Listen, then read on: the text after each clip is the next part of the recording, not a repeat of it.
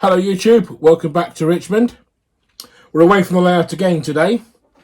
As you can see before you, we have a new locomotive. This isn't a review video, so stay where you are.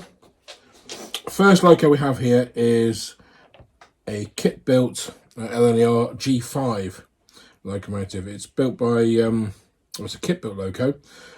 This was a North Eastern Railway loco. Not entirely sure who the designer was. I think it was William Wurzel, but that's not important right now. So it's an LNER livery for now. When I've worked up the courage to renumber it, it'll be going to lined black with a BR number and crest. It is missing the whistle. The whistle is in the box that it came in. Unfortunately, the whistle snapped off when it in transit. Now, let's have a look underneath. You can see there the mechanism.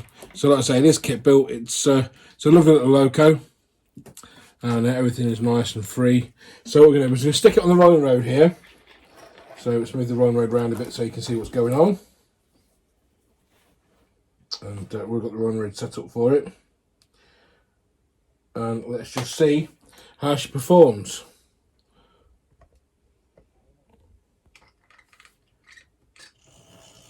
There we go. A little on the noisy side,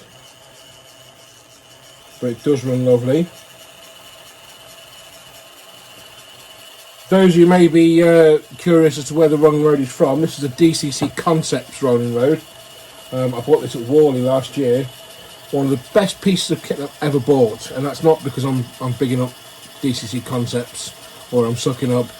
I'm really impressed with it. I've used their stuff for a while now. Their decoders, their bus wire, and I have to say I've not been disappointed with any product from them.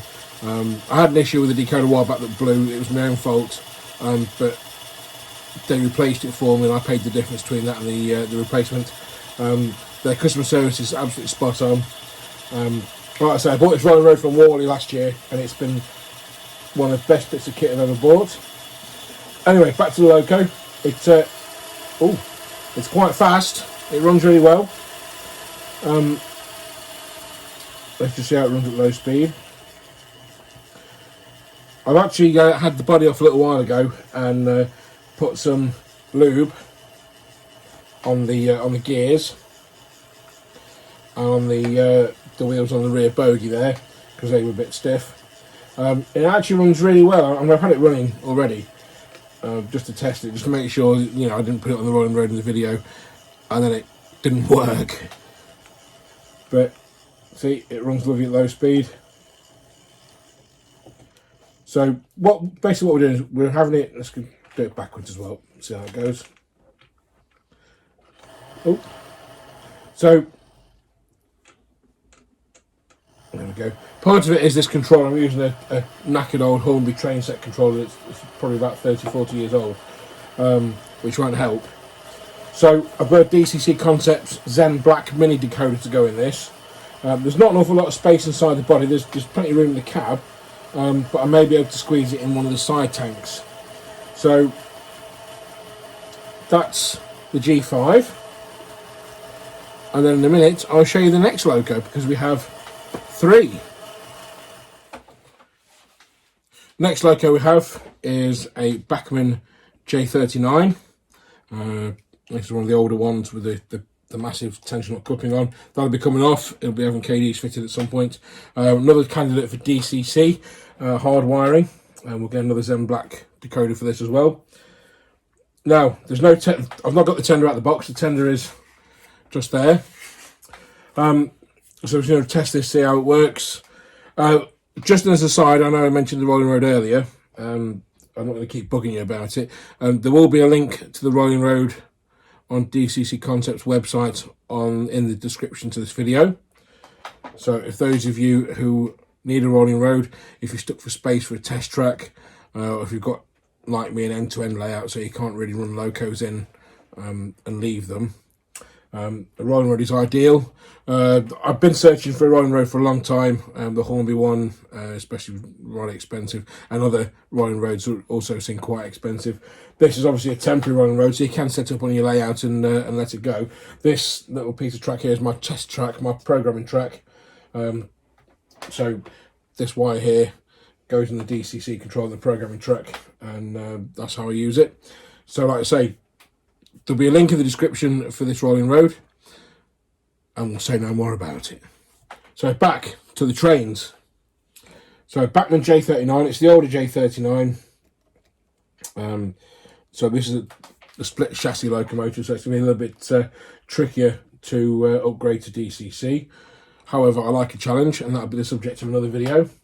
So let's just apply some power from the DC analog controller. And straight away she's going. I haven't run this one yet either, unlike the G5. However, it is very, very smooth and very, very quiet. Pretty much what I've come to expect from a lot of Bachmann locomotives.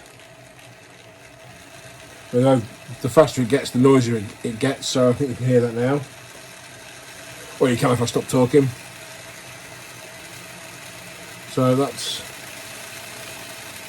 going at a rate of knots. Let's just slow it down. And then back the other way. Yeah, I'm very happy with that. It runs really well. So unfortunately I won't be going straight to the layout, like I said, because it needs a decoder fitting, same as the G5. Just run up to full tilt, and we'll probably lube it up as well before we fit the decoder. But the first thing we do first, obviously, is to run it on DC first to make sure it runs all right, because there's no point wasting an expensive decoder then only to find that it doesn't work. So that's the J39. So the third loco in this little set is a Hornby TTS Sound Class 40. Now, I'm led to believe that this is the updated Lima Class 40. It's certainly got all the hallmarks of an ex-Lima locomotive. I've had the body off, and sure enough, inside the chassis is pretty much all Lima. Obviously, with the exception of the speaker, the sound chip, and the upgraded motor. Hornby did do a lot of this when they took over Lima in the, I think it was the late 90s or early 2000s. They used all Lima's tooling to produce the models, particularly their railroad range. A lot of locos in the railroad range are ex-Lima. You may have seen my Class 101 DMU on the layout. That's a Hornby one, but it's ex-Lima tooling, which has been updated with the DCC socket and new motor. Anyway, this one, like I say, is the railroad Class 40, the ex-Lima, and it's been updated, like I say, with a speaker, a TTS sound chip, which I know they're not the best sound chip in the world, and it's probably not the best speaker either. And it's also been updated with NEM pockets in each bogie. No sprung buffers, but that's not really a problem.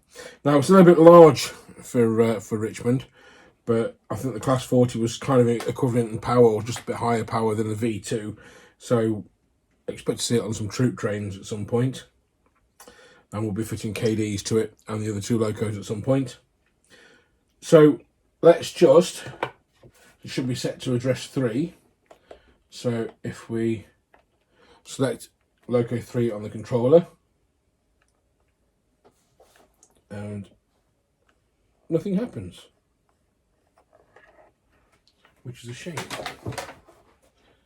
So I don't know what's going on there. Okay, so that was a rare moment.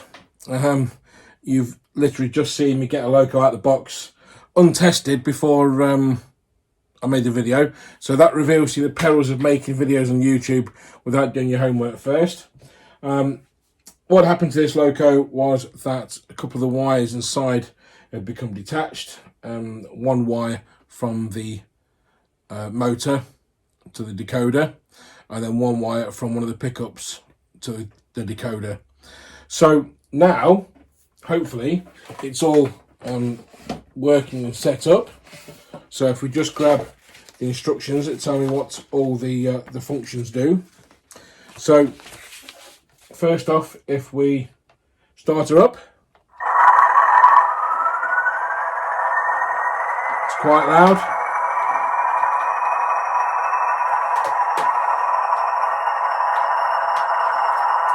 And then if we bit of a horn action.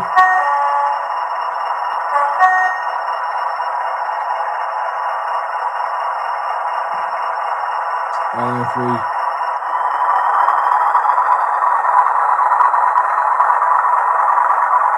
that is quite loud. So it is moving. The wheels are turning.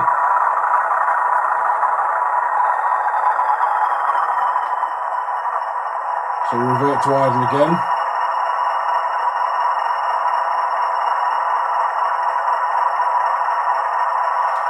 So if we try a couple more,